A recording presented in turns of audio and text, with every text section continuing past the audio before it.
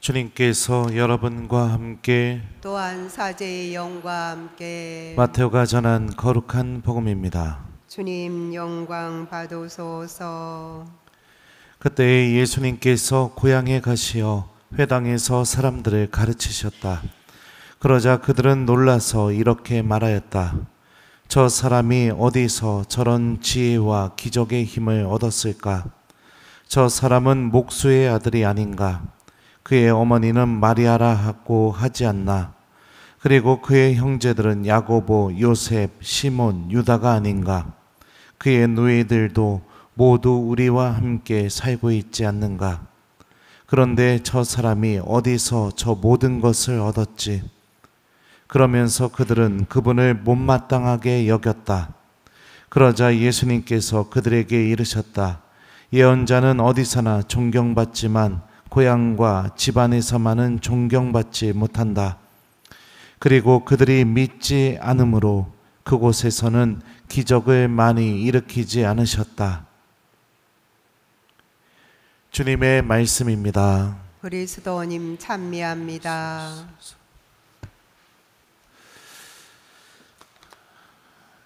오소서 성령님.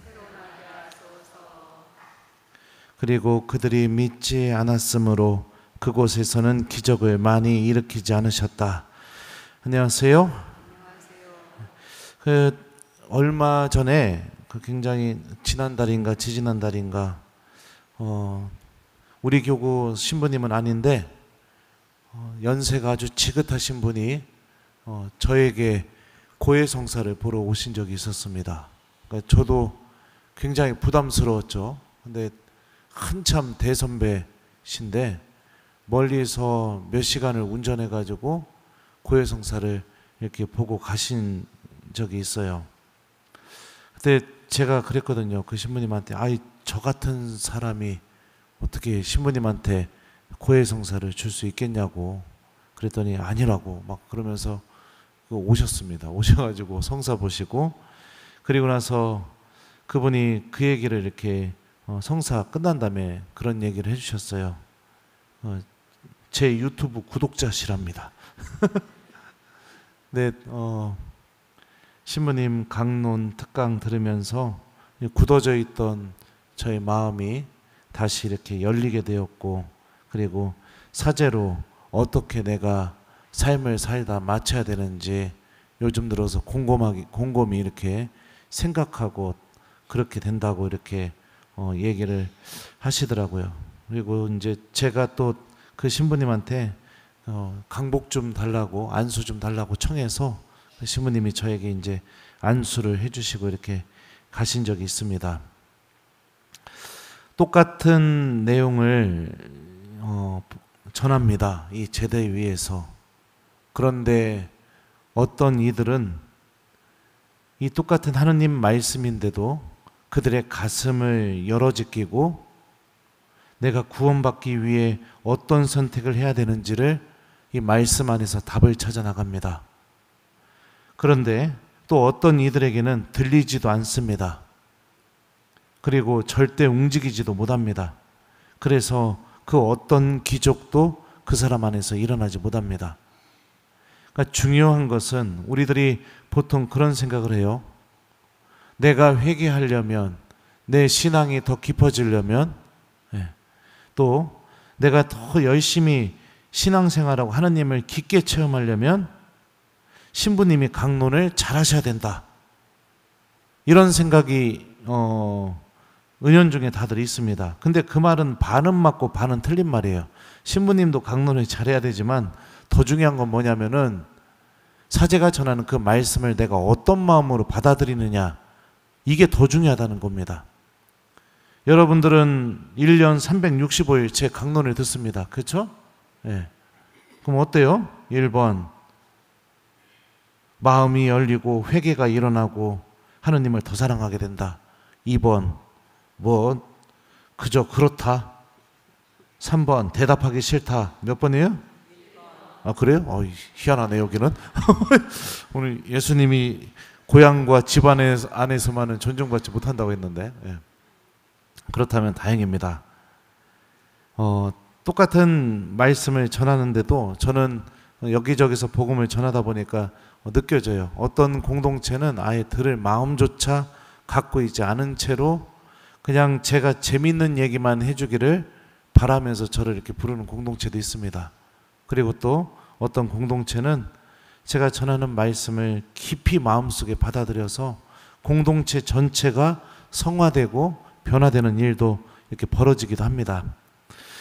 오늘 복음을 보면 예수님 고향 사람들에게 기적이 일어나지 못했던 이유, 그들이 예수님을 못마땅하게 여겼던 이유가 뭐냐면 예수님에 대해서 너무나 잘 알고 있다는 생각 때문이었습니다. 저 사람이 어디서 저런 지혜와 기적의 힘을 얻었을까? 저 사람은 목수의 아들이 아닌가? 그의 어머니는 마리아라고 하지 않는가? 이렇게 얘기하기 시작하게 되면서 다 알고 있는데 별 볼 일 없는 목수 아들이 하나님의 지혜를 말하고 하나님의 힘인 기적을 일으키게 되니까 별 볼 일 없어 보이는데 근데 어떻게 저런 일이 벌어지지? 이렇게 생각을 하게 되는 거예요. 그러니까 저 사람에 대해서 다 알고 있다는 그 생각이 그 사람을 통해서 드러나는 하나님의 은총과 힘을 바라보지 못하게 만들고 저것밖에 안 되는 사람이 말도 안 돼. 이렇게 우리가 받아들이게 만든다는 것이죠. 그러니까 누군가에 대해서 잘 알고 익숙해져 있을수록 그만큼 기적이 일어나기가 힘든 이유가 뭐냐면 내 마음이 닫혀 있고 듣지 않으려고 하고 보지 않으려고 하고 인정해야 될 것을 인정하지 않으려는 마음들이 내 안에 깊이 내리기 때문이에요. 부부관계든 자녀관계든 친구관계든 하느님과의 관계든 본당 신부님과의 관계든지 간에요. 그냥 익숙하고 잘 알고 있다. 편안한 그 모든 것을 다 알고 있다. 이런 생각 때문에 진짜로 보고 듣고 느끼고 체험해야 될 것을 우리 스스로 막아버리기 때문입니다. 이 모든 것으로부터 벗어날 수 있는 길은 무엇이냐? 우리가 잘 듣는 것입니다. 잘 듣기 시작하게 될 때 보지 못했던 것을 보게 되게 되고요. 느끼지 못했던 것을 느끼기 시작하게 됩니다. 배우자와의 관계도 마찬가지예요. 내가 배우자의 말을 잘 듣기 시작하게 될 때 보이지 않았던 것들이 보이기 시작하고 느끼지 못했던 것들이 느껴지기 시작하게 되죠. 그러면서 기적이 일어나게 됩니다. 하느님과의 관계도 마찬가지죠. 참된 신앙생활은 습관이라는 열매를 맺어내는 것이 아니라 계속해서 주님의 말씀을 듣고 실천하는 열매를 맺어내는 게 참된 신앙이고 진짜 믿음을 갖고 있는 것입니다. 그러면은 여러분들 우리가 어떻게 신앙생활 해야 될지 자명해지겠죠. 들으십시오. 잘 들으십시오. 그리고 미사 때 들은 말씀을 꼭 실천하려고 하십시오. 너무나 뻔한 답일지 모르겠지만 이 뻔한 것을 하는 사람들이 거의 없습니다. 눈을 감아버리고 귀를 닫아버리고 꿈쩍도 하지 않고 있고 언제나 남 탓하면서 하나님은 나에게 일으켜주신 은총이 하나도 없다고 그렇게 생각하면서 그렇게 살아가는 신앙인들이 너무나 많이 있어요. 오늘 제 1독서 말씀도 보죠. 주님의 집들에 서서 주님의 집에 예배하러 오는 유다의 모든 성읍 주민들에게 내가 너더러 그들에게 전하라고 명령한 모든 말을 한마디도 빼놓지 말고 전하여라. 하느님이 예레미야에게 이렇게 말씀하시죠. 한마디도 빼놓지 말고 전해라. 그 한마디도 빼놓지 말고 전해라는 게 무엇이냐? 너희가 내 말을 듣지 않고 내가 너희 앞에 세워둔 내 법대로 걷지 않는다면 또 내가 너희에게 잇따라 보낸 나의 종 예언자들의 말을 듣지 않는다면 사실 너희는 듣지 않았다. 나는 이 집을 실로처럼 만들어버리고 이 도성을 세상의 모든 민족들에게 저주의 대상이 되게 하겠다. 그러니까 들음이 사라진 신앙생활은 하느님과 그 어떤 관계도 맺을 수 없다라는 것을 1독서가 분명하게 드러내게 되죠. 하느님의 성전이 있는 그 예루살렘을 다 무너뜨려 버리겠다고 말씀하고 계십니다. 그러니까 우리 신앙생활에서 정말로 중요하고 잘 우리가 지켜야 되는 것은 무엇이냐? 들음입니다. 들음. 주님의 말씀을 들어야 믿음이 생기게 되고, 믿음이 생겨야 예수님께서 우리 안에서 기적을 일으키시는 삶을 살아가게 됩니다. 그냥 익숙해져 버려서 그냥 들음조차 사라져버린 신앙생활, 그냥 뭐 신앙생활 별거 있어 다 알고 있다고 생각하는 그런 잘못된 교만. 근데 그 교만 안에서 나오는 삶이 뭘까요? 주일미사 한 대 외에는 하느님하고 그 어떤 것도 관계 맺지 않습니다. 그 익숙함이 만들어내는 열매가 기도도 사라지게 만들고, 하느님께로 향하는 발걸음도 사라지게 만들고, 진실되게 죄를 고백하는 마음도 사라지게 만들고, 이웃에게 사랑을 실천하는 마음도 없어지게 만들고, 그냥 미사에 와서 주일 미사 한 대 드리고 집으로 가는 거, 그거 외에는 그 어떤 열매도 만들지 않죠. 그리고 항상 내 이득만 생각하고 손해보려고 하지 않고 공짜만 좋아하고 그러면서 살아가는 열매를 만들죠. 거기에 어찌 하느님과의 진실한 관계가 있을 수 있겠습니까? 듣기 시작하게 될 때 우리 안에서 기적이 일어나게 됩니다. 이번 주에 미국에서 성령 대회를 제가 이렇게 하고 왔었는데, 자매님 한 분이 그 성령 대회가 끝나고 난 뒤에 저에게 이렇게 얘기를 해주시는 거예요. 제가 성령 대회 전날 개인적인 사정으로 그렇게 기분이 뭐 썩 좋지도 나쁘지도 않았었거든요. 그래서 봉사자들 모여서 이렇게 기도하는데 참석해 달라고 했을 때 그냥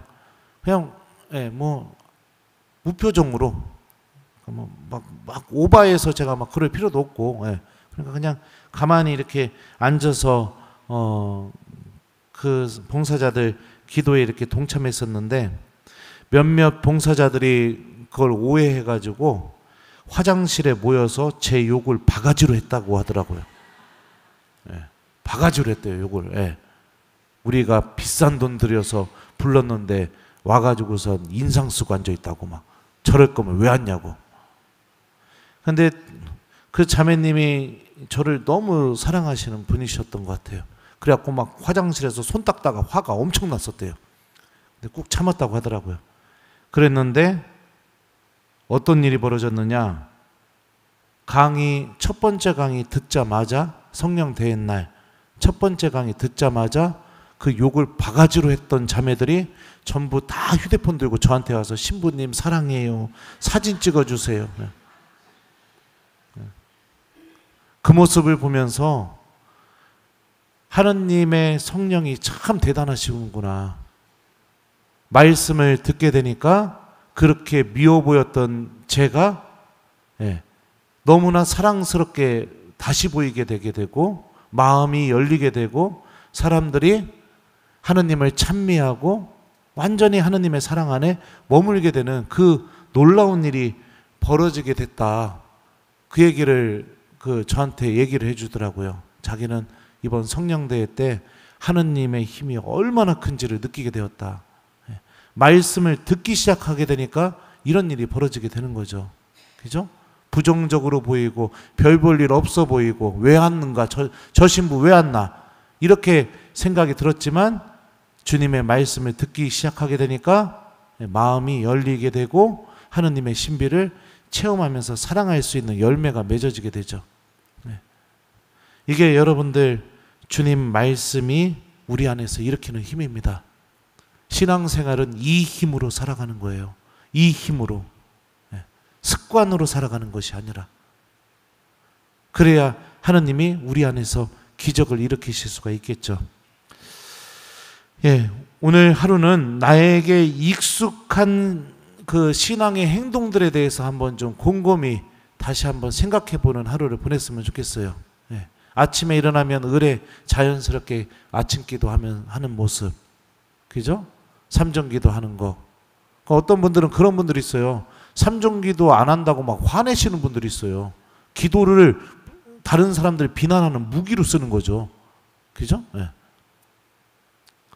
식사 전기도 식사 후기도, 그 익숙해서, 너무나 익숙해서 내 마음이 1도 담기지 않는 그 기도문 안에 오늘 하루는 나의 마음을 담아서 좀 내가 이 입으로 하는 그 기도문이 어떤 내용을 고백하고 있는지를 좀 생각해 보면서, 그러면서 오늘 하루를 좀 보내본다면 우리들의 마음도 이 나자렛 회당이 아니라 예수님께서 많은 기적을 일으켜 주실 수 있는 은총의 장소로 바뀌게 될 겁니다.